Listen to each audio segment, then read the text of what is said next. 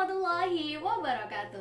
Halo, perkenalkan saya Linta Jayaningtyas dari kelas 3A Prodi Pendidikan Guru Sekolah Dasar Universitas Negeri Yogyakarta dengan NIM 20108241002.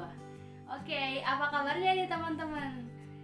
Pada hari ini aku akan berbagi sedikit mengenai aplikasi Padlet. Nah, sebelumnya teman-teman udah pada tahu belum nih apa sih aplikasi Padlet itu dan bagaimana cara menggunakannya, lebih khusus pada media pembelajaran. Nah, tanpa berbasa-basi, langsung saja di sini aku akan menjelaskan Padlet adalah media atau aplikasi berbasis web untuk menyusun ide dan berkolaborasi secara online. Nah, Padlet juga biasa disebut dengan papan tulis online, di mana antara pendidik dan peserta didik dapat berkolaborasi untuk menyampaikan ide atau gagasan baik berupa teks, foto, audio, maupun video. Nah, di sini Padlet memfasilitasi guru untuk berkolaborasi dengan peserta didik pada setiap mata pelajaran. Nah, bagaimana sih cara membuat Padlet? Langsung saja kita simak video berikut ini. Baik, langsung saja kita membuka laman Chrome dan kita mengetikkan padlet.com. Nah, ketika kita baru pertama kali menggunakan Padlet, kita diperintahkan untuk melakukan pendaftaran terlebih dahulu. Nah, untuk melakukan pendaftaran dapat menggunakan akun Google, akun Microsoft, akun Apple, dan kita bisa juga menggunakan email lalu membuat passwordnya. Nah, agar kita lebih mudah, kita masuk saja menggunakan akun Google. Di sini kita diberikan pilihan akan menggunakan email yang mana yang akan digunakan. Baiklah, ini merupakan tampilan awal dari aplikasi Padlet. Fungsi dan kelebihan Padlet yaitu dapat melakukan brainstorming ide, mengukur pemahaman tentang suatu topik, menyusun penelitian, menguji pengetahuan peserta didik, dan dapat digunakan untuk berbagi informasi kepada audiens atau visitor.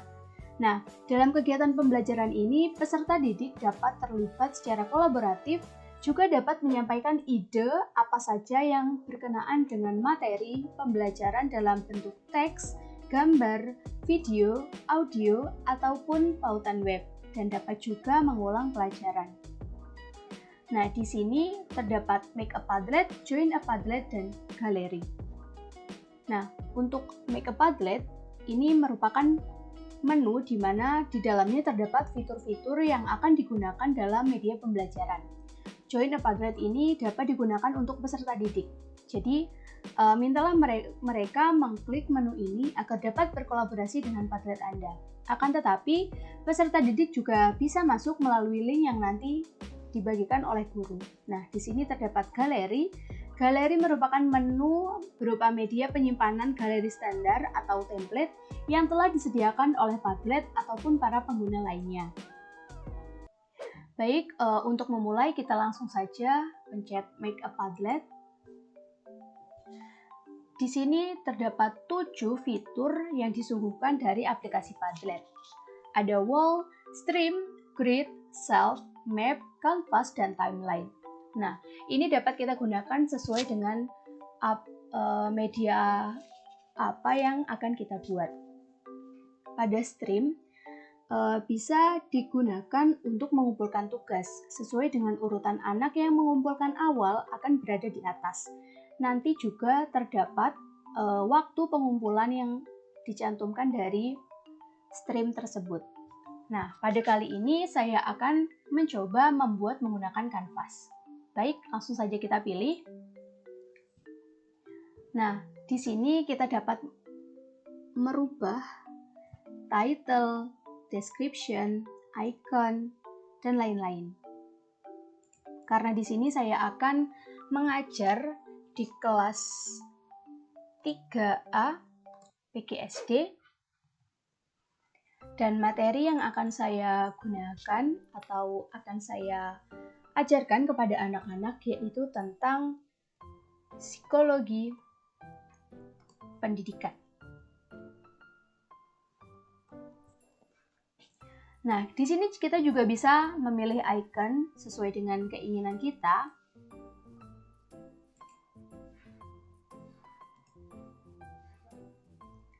Address juga dapat diganti agar lebih mudah kita membagikan kepada peserta didik. Di sini saya ganti menjadi Psikologi Pendidikan 3A. Nah, untuk wallpaper Padlet juga menyuguhkan berbagai macam yang bisa digunakan dari mulai solid colors, gradients, texture and pattern, dan pictures. Di sini saya memilih pictures atau yang akan saya inginkan saja. Nah, selanjutnya kita dapat memilih font. Di sini saya memilih yang ini saja. Nah, di sini juga terdapat attribution dan comments, yang mana di sini dapat kita aktifkan. Attribution di sini yaitu visitor atau peserta didik dapat mengunggah di papan tulis kita, sedangkan itu visitor dapat mengomentari papan tulis kita. Nah, karena di sini saya akan interaksi dengan peserta didik, saya hidupkan kedua fitur tersebut. Di sini juga ada reaction, kita dapat memilih menggunakan likes, vote, star, atau grade. Nah, di sini saya menggunakan star. Nah, ketika semua sudah selesai, langsung saja kita next. Start posting. Pada bagian bawah terdapat icon plus. Nah, di sini Padlet yaitu menyuguhkan juga berbagai macam yang dapat kita posting pada papan tulis daring kita. Kita dapat mengupload materi, mengirimkan audio recorder, screen recorder, dan lain-lain. Nah, untuk memulai, saya akan memilih menggunakan audio recorder. Langsung saja kita contohkan. Baik, Assalamualaikum warahmatullahi wabarakatuh. Selamat pagi anak-anak. Semoga sehat selalu. Pada pertemuan hari ini, kita akan belajar mengenai materi pandangan psikologi humanis tentang belajar. Silakan presensi terlebih dahulu pada link yang nanti akan Ibu berikan. Baik, semoga selalu semangat dalam menuntut ilmu dan Ibu akhiri. Wassalamualaikum warahmatullahi wabarakatuh.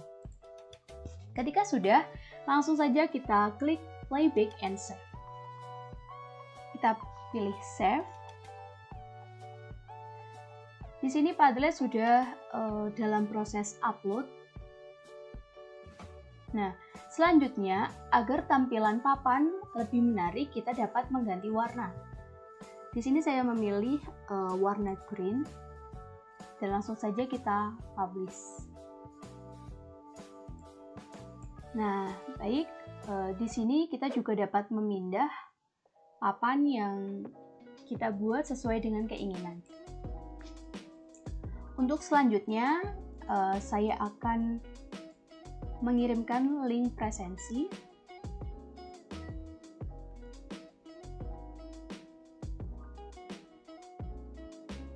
Sama, di sini kita dapat mengubah warnanya.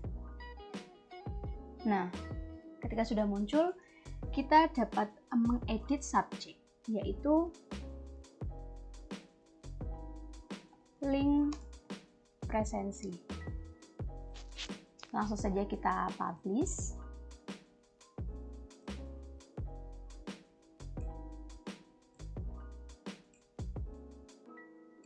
Nah, untuk selanjutnya saya akan mengupload materi, yaitu sebuah PPT.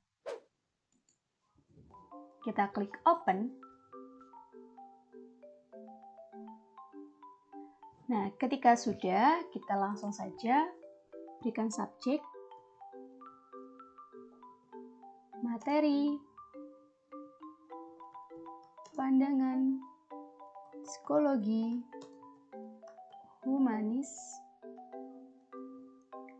humanis tentang belajar.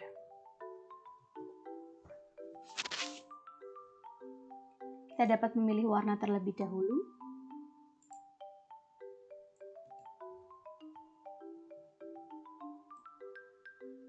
Nah,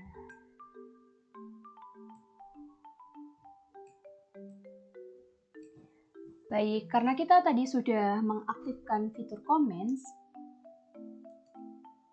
kita dapat komen di sini. Jika ada pertanyaan,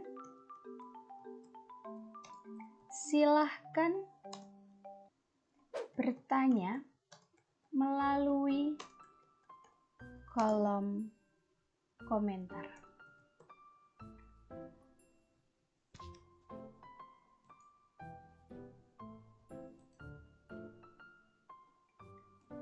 Oke. Di sini sudah lengkap, terdapat pembukaan, terdapat link presensi, dan terdapat materi. Ketika dirasa cukup, di sini saya akan mencoba membuat dengan fitur yang lain pada Padlet. Kita langsung saja sama seperti tadi, make a Padlet. Di sini saya akan memberikan pertanyaan, forum diskusi atau tempat untuk berdiskusi.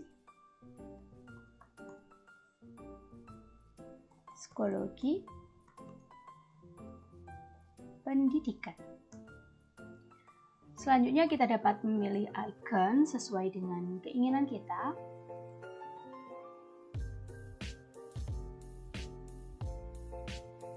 Untuk wallpapernya juga bisa diganti. Jangan lupa reaction-nya kita pilih create. Ketika dirasa cukup, kita pencet next.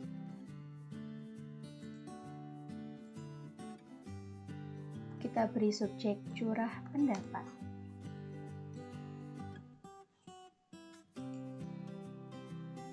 Kita berikan pertanyaan pemantik agar siswa dapat menjawab.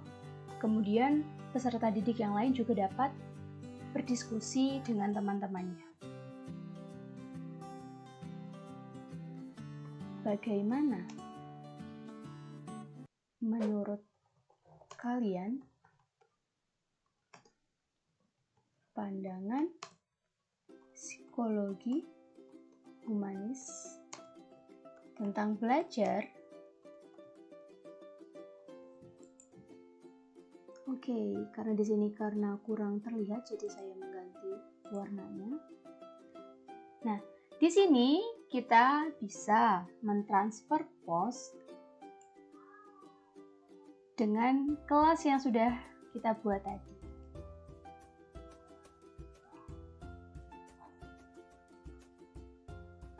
Oke, baik. Nah, di sini juga sudah terdapat pertanyaan yang kita buat melalui Padlet yang baru, kita satukan menjadi satu. Nah, ketika dirasa sudah cukup, kita dapat share. Di sini terdapat pilihan privacy. Kita dapat memilih privat atau dengan password, atau juga dengan public. Kita memilih password. Berikan password yang mudah, Psikopen 3A. Nah, di sini visitor juga bisa kita hanya untuk melihat, bisa untuk menulis, dan dapat mengedit. Karena kita tadi mengharapkan untuk komen, jadi kita can write. Selanjutnya kita save.